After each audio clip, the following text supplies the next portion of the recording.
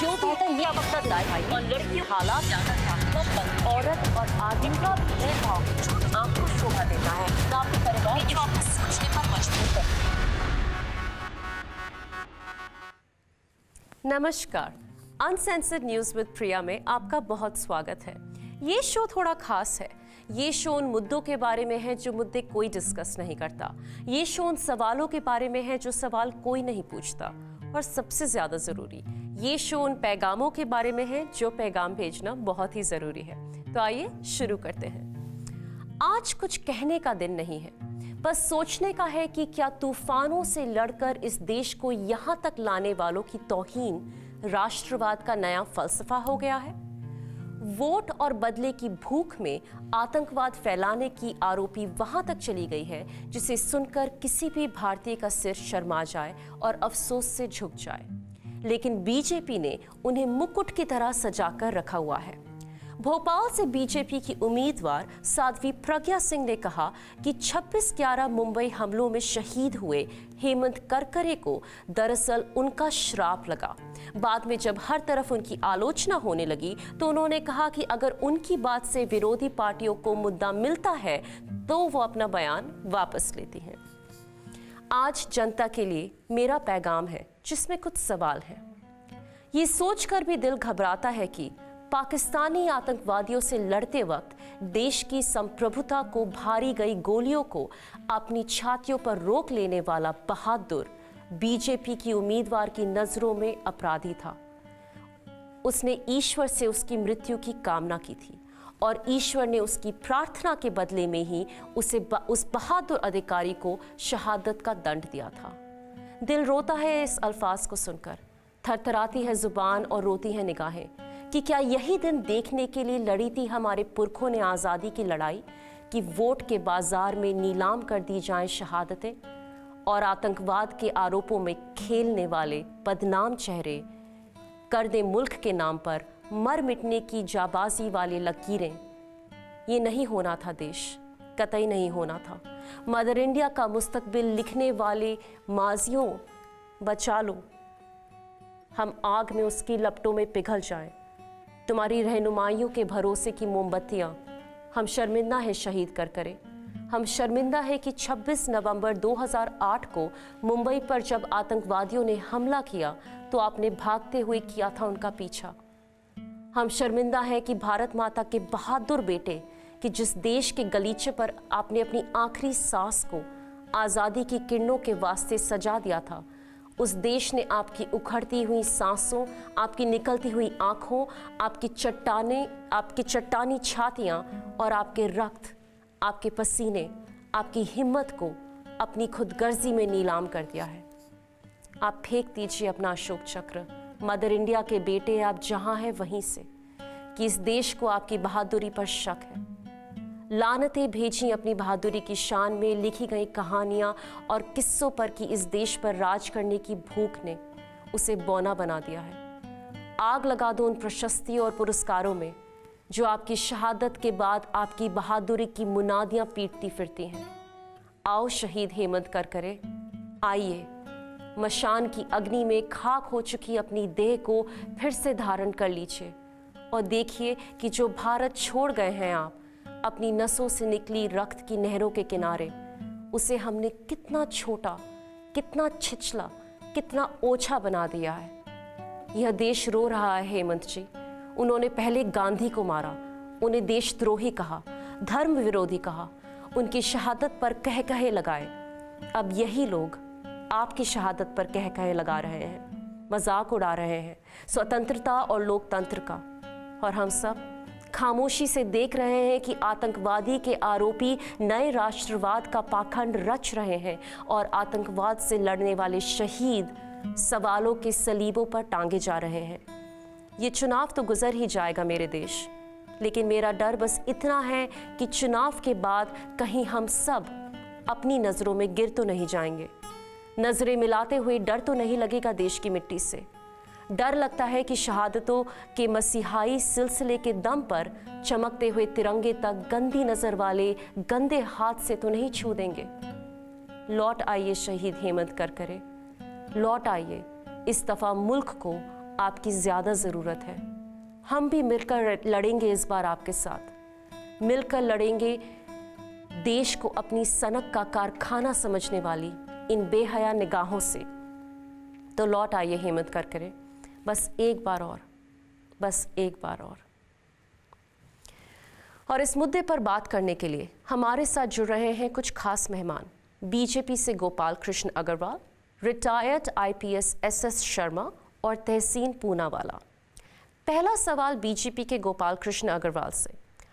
आप एक तरफ शहीदों के नाम पर वोट मांग रहे हैं और दूसरी तरफ आपके नेता शहीदों का अपमान कर रहे हैं। बिल्कुल गलत बात है। यह मीडिया और लोगों का नरेशन है। हमने स्पष्ट पार्टी दे कह दिया है कि हेमंत करकरे जी की जो शहादत है वो उसको हम रिस्पेक्ट करते हैं और अगर कोई उसके अगेंस्ट कोई बोलता है तो वो पार्टी उससे कोई वाकिफ उस स्टेटमेंट से नहीं रखती।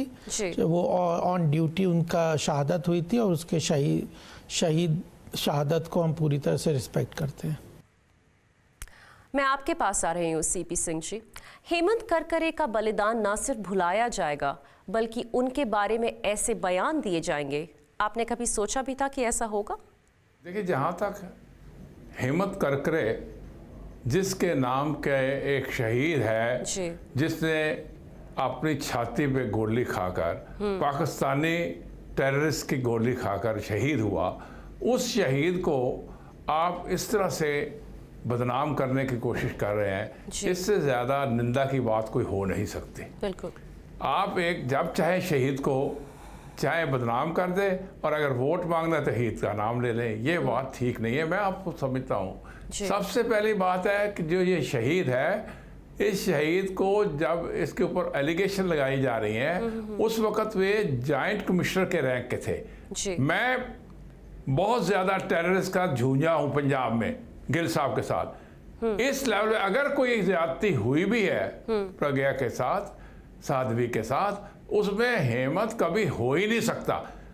हम आपको ये बताते हैं एक्सेसिस हो जाती है, सिस्टमेटिक बात है, कई दफ़ा हो जाते हैं कि टेररिस्ट से टेररिस्ट हो जाए एक्सेसिस, लेकिन एक्सेसिस कभी भी इस लेवल पे नहीं होती। तहसीन पूनावाला जी, आप ये बताइए कि सारा विवाद साध्वी प्रज्ञा के चुनाव लड़ने से शुरू हुआ, उन पर MCOC मकोका भी लगाया गया था, अभी भी वो जमानत पर है।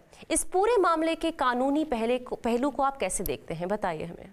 आप जानते हो कि साध्वी प्रज्ञा जी के खिलाफ मैंने इलेक्शन कमीशन में शिकायत दर्ज कराई है, कंप्लेंट दर्ज करवाई है और मुझे पूरा यकीन है कि इलेक्शन कमीशन उन्हें डीबार करेगा। अगर ये नहीं होगा तो मैं माननीय सुप्रीम कोर्ट से उन्हें डीबार ज़रूर कराऊंगा। देखिए, आपको एक चीज़ समझना बहुत ज़रूरी है।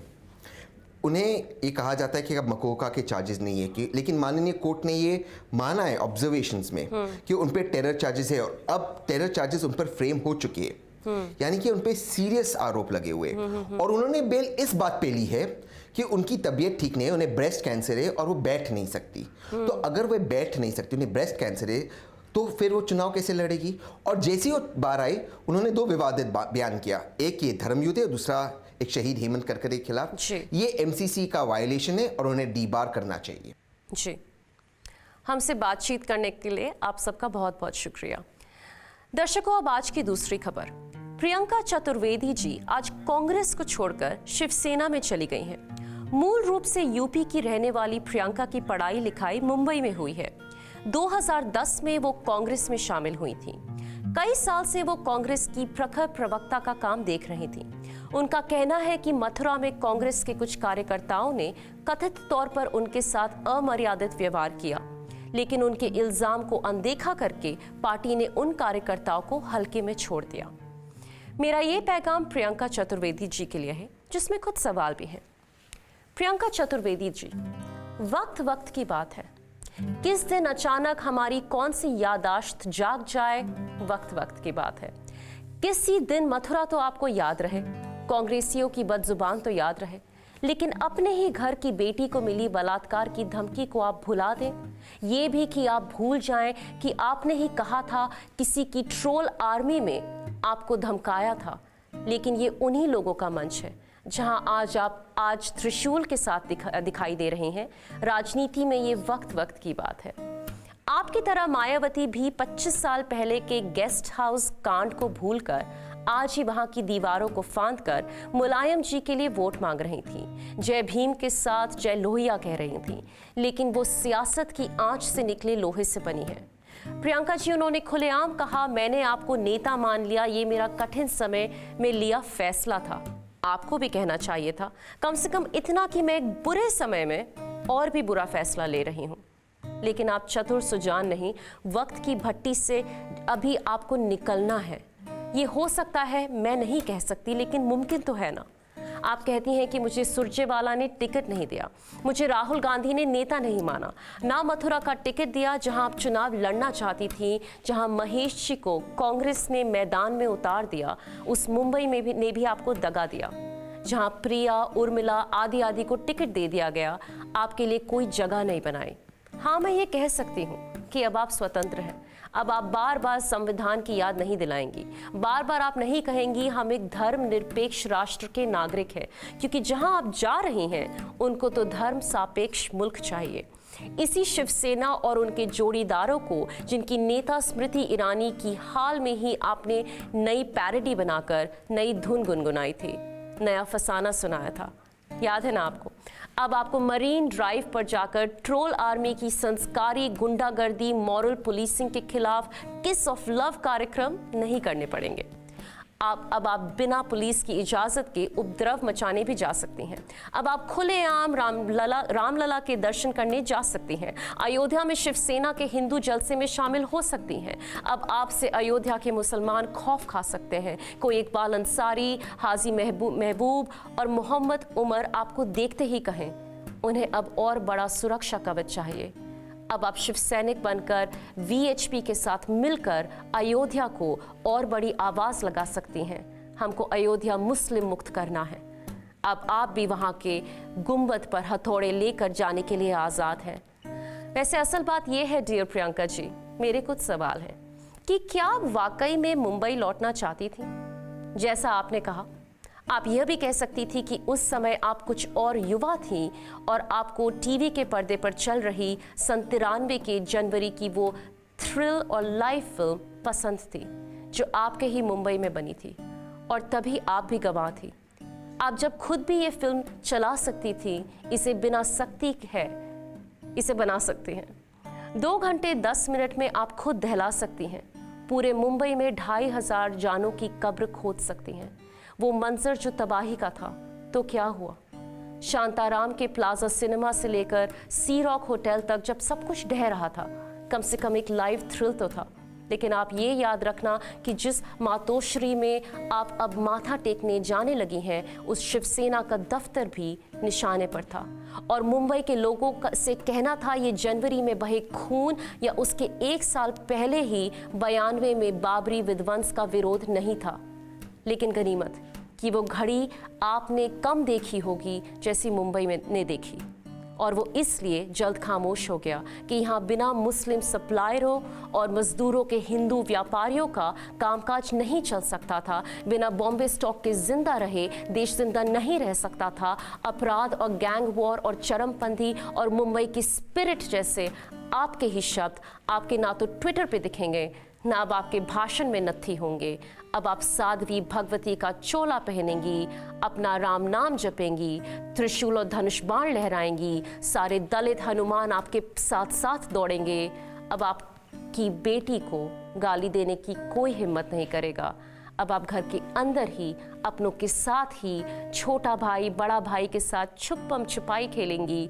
भाइयों में कभी झगड़ा तो होगा, लेकिन अभी कोई लोकल इलेक्शन थोड़े हैं। आपको एक छोटी सी बात और कहना चाहती हूँ। मैं जानती हूँ कोई भी आपके पिछले बयानों और विचारों की पोधी लेकर नहीं बैठ रहा, कोई आपसे सवाल नहीं कर रहा, कोई आपको किसी के लिए जिम्मेदार नहीं ठहरा रहा, कोई आपसे नहीं कह रहा कि आपने बीजेपी क्यों नहीं और शिवसेना क्यों ज्वाइन की। फिलहाल आपने खुद ही सारे सवाल खुद ओढ़ लिए हैं, सारी जिम्मेदारियां निभा ली हैं। बावजूद इन बातों के कि आपके नए सफ़र के लिए हम सब की तरफ से आपको शुभकामनाएं। और जैसा मैंने कहा था, इस बारे में बात करने के लिए हमारे साथ जुड़ रही हैं एक खास मेहमान। हम आपको बताते हैं कि प्रियंका चतुर्वेदी जी ने क्या कहा, सुनिए।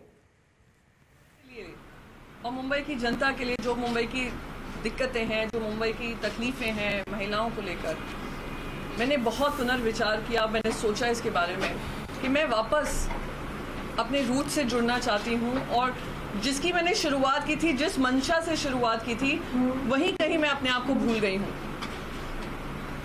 और जब मैंने मुंबई वापस लौटने का विचार बनाया, मुंबई में काम करने का विचार बनाया, तो मुझे इस संगठन से ज़्यादा कोई और संगठन अब समझ में नहीं आ रहा है जहाँ पे मैं जिस भाव से आना चाहती हूँ, महिलाओं को लेकर, युवाओं को लेकर, यहाँ के मुद्दों को लेकर, इसकी आवाज़ बनकर, मैं मानती हूँ इससे बड़ा मेरे लिए कोई प्लेटफॉर्म नहीं है।